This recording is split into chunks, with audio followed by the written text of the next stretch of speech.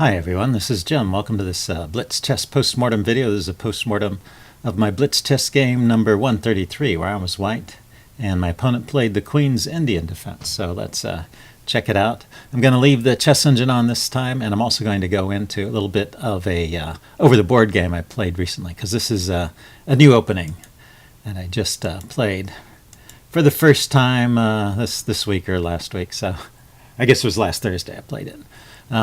In an over-the-board game. So c4 and d4 and knight f6 and e6. So this position would lead to a Nimzo Indian if I were to play the move knight c3, and that's what I've always played throughout my chess career. So I was experimenting with this new idea of playing a knight f3, which you see is actually the most popular move these days, avoiding the Nimzo and getting into some different kind of setup. Now, if black plays d5, this is just Queen's Gambit declined by transposition. So b6 is the main move that keeps it independent of the Queen's Gambit declined. And that's the Queen's Indian defense. So that's the defense we're going into. Bishop b4 check is the Bogo Indian. And c5 is an interesting move, getting into a Benoni type of position.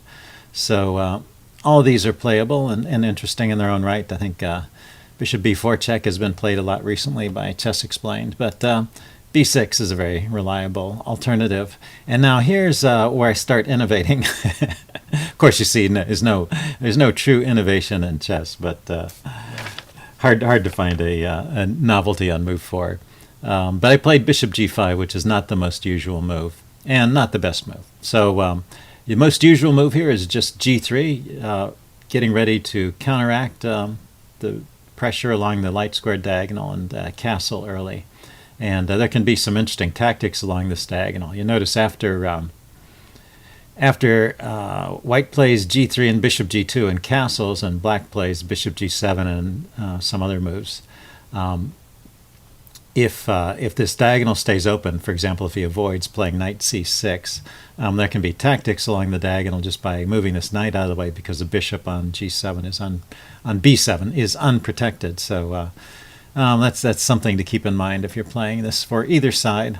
So g3. Another idea is a3, which stops this bishop b4 check, which you can see in this game is somewhat uncomfortable.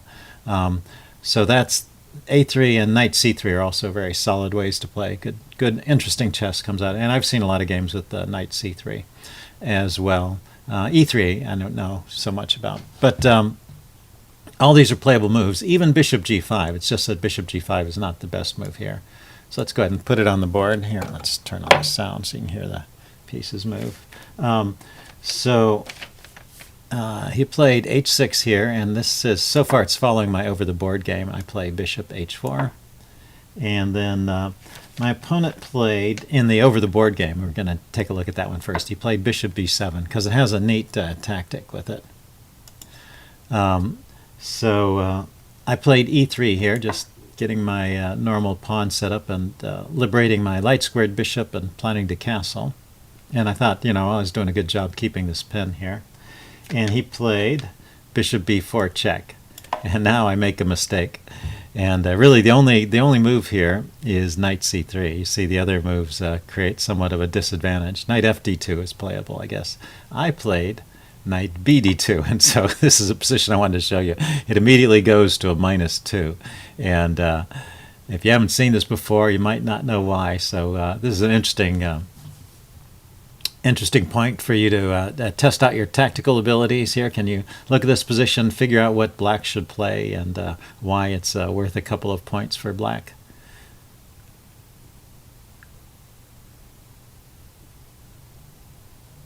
Well, you can see it's given it away that the first move is g5, and then the chess engine is recommending knight takes g5, which is of course sacking a whole piece for not a whole lot, a couple of pawns. So the question is, I guess, after g5, and if you don't play knight takes g5, what is black's big threat? Say g5, bishop g3, then what? Okay, pause the video if you want to think about it. Otherwise, I'm just going to go through the game and show you what happened. Bishop b4 check, knight bd2, g5 he played. He said afterward, after the game, he said he'd actually seen this position before in his own preparation. So this is part of his opening prep. So I just retreat the bishop naturally, and then he plays g4. So it wasn't until he played g4 that I realized I was in trouble. I was expecting, knight e4, threatening to double my pawns and stuff like that. But with g4, now I'm in trouble because after my knight moves away, he plays knight e4, and there's just no way to protect this knight here. It's doubly attacked, it's pinned, and there's no piece around that can protect it. And so I'm just going down material. And it has a valuation of -2 with the move bishop d3. Yeah, I mean, you can wriggle and squirm for a while, but you're basically either giving up a piece or giving up a couple of pawns, and black is winning. And he went on to win the game. I was playing a good player, a strong expert, rated about 2150. So that's how that one ended.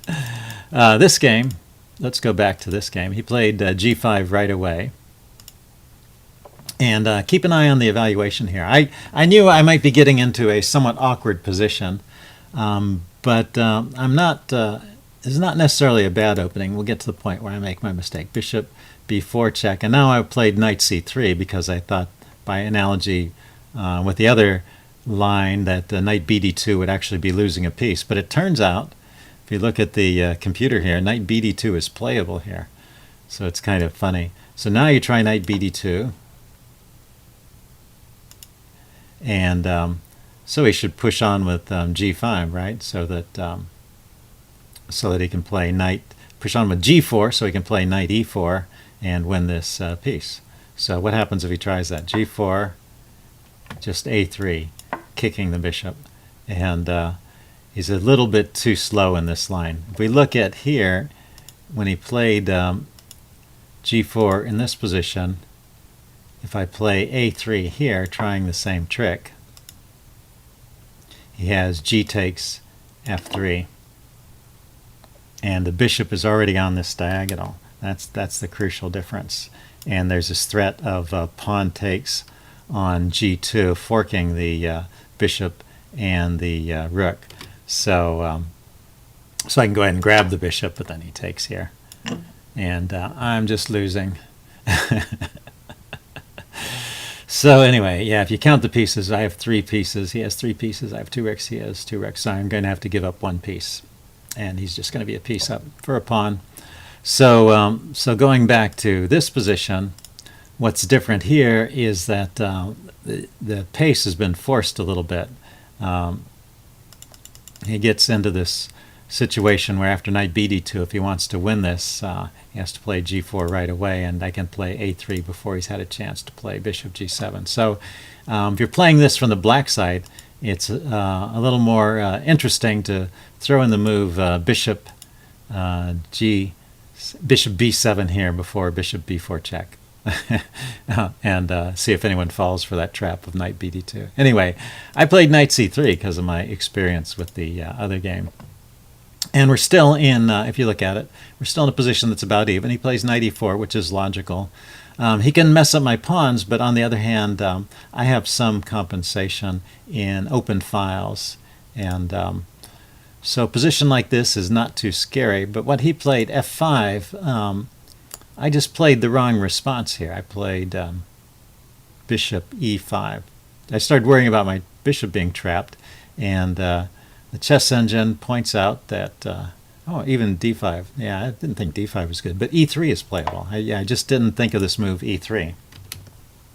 So that just stops the pawn from coming to stops the pawn from coming to f4. And now he can mess up my pawns if he wants to. He can take the knight and force a doubling of the c pawn, or he can take the bishop and force a doubling of the g pawn here. But either of these should be okay. Let's see, for example, knight takes, h takes. Looks like it's good for white.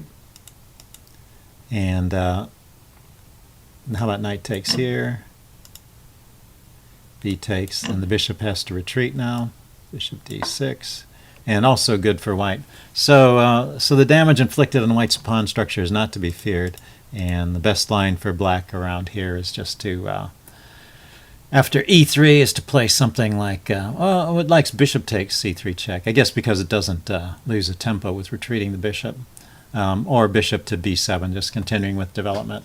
And white has some tiny edge here. So the other moves are better. I would have to say, at the point where I played bishop g5, there are better alternatives. But this move, bishop g5, can lead to some interesting games. So, I might play it again. I wouldn't rule it out just because black gets can equalize theoretically. There's some complicated stuff going on, that makes the game interesting and lively. It can be worthwhile. Okay, and I'm, of course, not a grandmaster who can eke out every fraction of a point advantage out of a position anyway. So, but I played bishop e5 thinking I would gain a tempo on this rook, and he just castled here, which I thought, that's pretty cool. He can just castle because that moves the rook away from my bishop, and it doesn't waste a move. I thought he was going to have to waste a move moving his rook and lose castling privileges, and of course none of that had to happen. He just castles. So now black has a tiny advantage. So black has the opening advantage at this point. My real mistake comes later. Even h4 was probably okay. A little bit shaky because I'm losing a pawn over here, but it opens up a line on this king side, so not too awful. But here, knight d2, somewhere along here, bishop b7. Yeah, it recommends playing bishop f4 as an interesting idea and a way to keep active. This bishop is blocking the rook's defense of this pawn. So if I don't move the bishop, I'm losing this pawn. And so bishop f4 seems like a good square. So here, when I kick the bishop, he can exchange and then grab a pawn over here. Yeah, I thought this pawn was a goner anyway, so I didn't try very hard to defend it. But bishop f4 is a nice move. It got chased away from there, but then he pushed the pawn forward, so it could just go back. I mean, black would still be better, but in this line, I'm a pawn down. And yes, I make my mistake worse with this move, f3. This is violating a number of rules. One is don't open up the position around your king when your opponent is better developed. So f3 is not a good move. And it's sort of amazing that I survived here. It says rather than trading queens, he might be better just continuing to trade on f3. But you see, even queen takes gives white a strong advantage. But what's happening here, and what gives me some hope for survival, yeah, so I'm down 2 pawns now. I lost the pawn on f3. What gives me hope for survival, though, is there's a potential of getting into an opposite-colored bishop endgame, because if I could trade my light-squared bishop for his knight, then we'd have opposites-colored bishops. So he has enough material, advantage here. He should win this with best play. But this move, knight e4 check, yeah, so that was probably a mistake. Just retreat the bishop to b7. It's a little bit vulnerable there. He plays this check, and now I can attack the bishop, and I'm also threatening to take the knight and win a pawn if the bishop moves. But really, bishop moves is the only way to keep the advantage. He could play knight g5, and then I can trade my rook for 2 pieces, yeah. So just defending the bishop is not good with knight g5. So bishop g4, getting the bishop out of there, and then I can win a pawn back at least. But he has this tactic where he's, forking my rook and my pawn. So I don't get to keep that extra pawn, or that pawn that I won back. And I have to move my rook with tempo. And then I decided it was better to play g4 and liberate my bishop and get it active rather than trying to hold on to this pawn, which I don't think I could have saved anyway. If I had pushed it forward, it just gets traded off, and I lose a pawn that way. So try and get your pieces active. But we have gotten into the situation where the bishops are of opposite color. So in a sense, I've achieved one of my goals. I've gotten my pieces active. My king is very active. So this isn't as hopeless as it looks, but black should still win with correct play. And so let's go on. We're just kind of getting our pieces out, and yeah, I'm just trying to find a plan here. I couldn't really abandon my bishop while I was under attack, so I couldn't move my king. But this move h5, if you look at it, was not best. So he has an advantage of about 1.5 points here, and after h5 it drops down to about 1 point. And that's because I can trade this off, which I do. And now it's a pure opposite colored bishops, and he has 2 extra pawns, and this is sometimes a drawn endgame. And you see the 2 extra pawns are rated as only 8/10 of a pawn, so the computer recognizes the increasing difficulty of winning this game.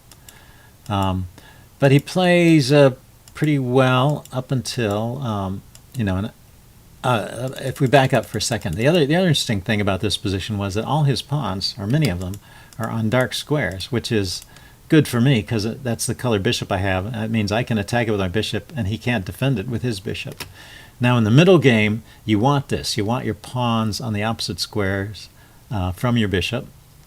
But in the end game, it's not always an advantage, and that's why. It's because they're hard to defend. So it's a trade-off. I mean, when the pawns are on the same color as your bishop, so if these were all moved on light squares, it restricts the bishop, but at least the bishop is able to defend them. But then you would have to worry about a dark squared blockade, so it's tricky. So he attacks my bishop, and then in this position, I was wondering, what is the chess engine? The chess engine recommends either king g4, which he played, or b5. Okay, so it's not horrible. I was thinking, well, he could just keep his king here, and I could never move my bishop around to attack these pawns. But he still has to worry about how to move them forward. So I moved my bishop away, thinking to come around from behind and get these pawns. So I give away a couple tempos on this pawn here, and actually that might have been a mistake. But my king is in front of that one, so it's not going to queen immediately. So keep moving forward and attack the pawns. And I may have to give up my pawns in exchange for his, but if I can get rid of enough pawns, again, we get into a drawish position. And we're approaching this move here, king b3. Yeah, so this is the move that is last chance for black to win. So he can play either king d4 or king c4. c4 or d4. Holding on to this pawn, and he still has some winning chances. And as you let the chess engine think about it further and further, these numbers do go up. So it's finding increasing resources for black. I'm not totally sure that it's a win, but certainly that's black's best chance, because after king b3, I take this pawn, and actually this pawn here can't be saved, and with the last pawn here I can always sacrifice my bishop for the pawn. So what does it say? Bishop f7? Why not try bishop to f3? Oh, I can just take it. That's it. Yeah, so he can't stop me from taking this pawn.